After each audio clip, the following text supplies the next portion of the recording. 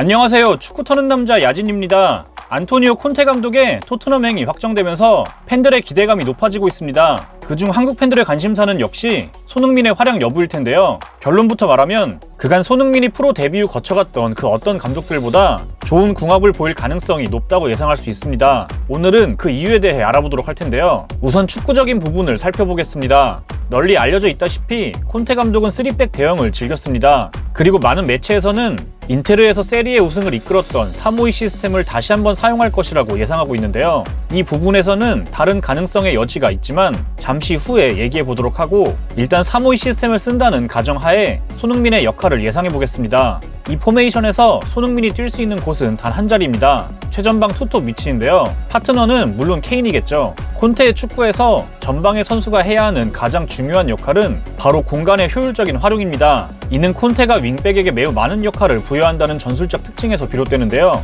일단 윙백들은 후방에서부터 시작되는 빌드업에 깊게 관여합니다. 3백을 포함해 수비형 미드필더를 축으로 좌우 윙백까지 빌드업에 가담하면서 후방에서 안정적인 패스 루트를 확보할 수 있게 되죠. 여기서 콘테 감독은 상대를 끌어내고 짧은 패스를 통해 빈 공간으로 전진하는 걸 선호하는데요. 상대가 압박 라인을 높게 형성하며 윙백을 거쳐가는 빌드업 루트를 차단하고자 하면 전방 선수들의 선택지는 간단합니다. 곧바로 측면 공간으로 돌아뛰는 움직임을 보여주는 것인데요. 이는 손흥민이 가장 잘할 수 있는 플레이라고 할 수 있죠. 만약 상대가 라인을 내리는 수비 방식을 취한다면 어떻게 될까요? 일단 전방에 타겟 스트라이커를 활용할 수 있습니다. 기본적으로 윙백이 넓게 벌려서면서 상대 수비의 공간을 만들어내는데, 이 위치로 스트라이커 한 명이 수비 한 명을 자신에게 고정시킨 채로 공을 받으러 내려오죠. 곧바로 공을 보내면 이 선수는 소유권을 지켜냅니다. 이후 여기서 만들어진 공간으로 공격수, 미드필더, 윙백 등 주변 선수들의 적극적인 침투가 이루어지는데요.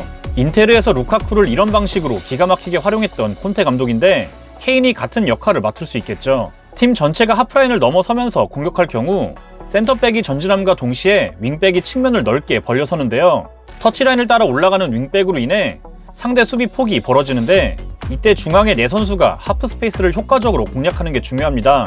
1대1 돌파에 능한 윙백이 높이 올라와 상대 측면 수비수와 마주하는데요. 여기서 도움 수비를 가지 못하도록 손흥민이 센터백 한 명을 붙잡아 놓으며 하프 스페이스에 공간을 확보한 뒤 미드필더의 침투를 유도할 수 있습니다. 만약 윙백이 직접 돌파를 선택한다면 손흥민에게 찬스가 날 수도 있죠. 혹은 이전의 상황에서 본인이 직접 하프 스페이스로 침투한 뒤 윙백과의 2대2 플레이를 만들어낼 수도 있습니다.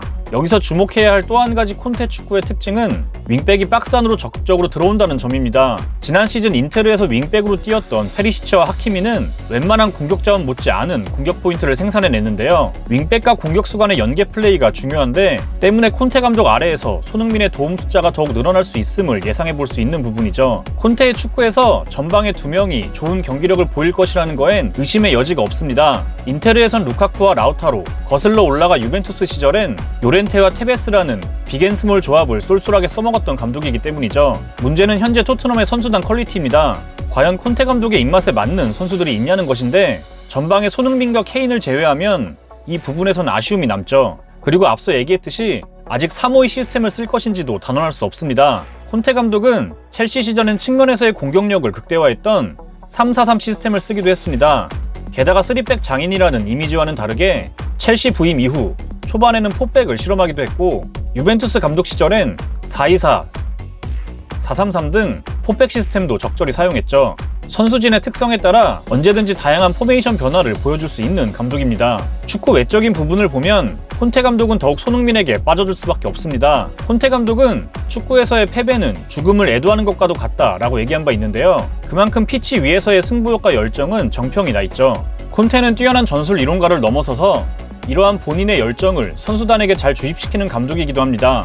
심리학과 경영학 책을 많이 읽는 것으로도 유명한데요.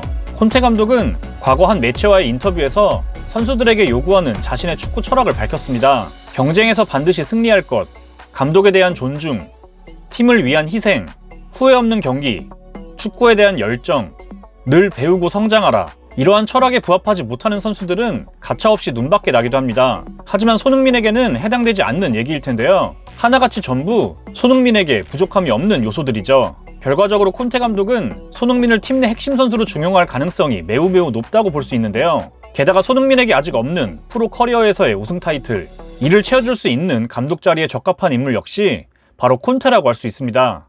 시청해주셔서 감사합니다.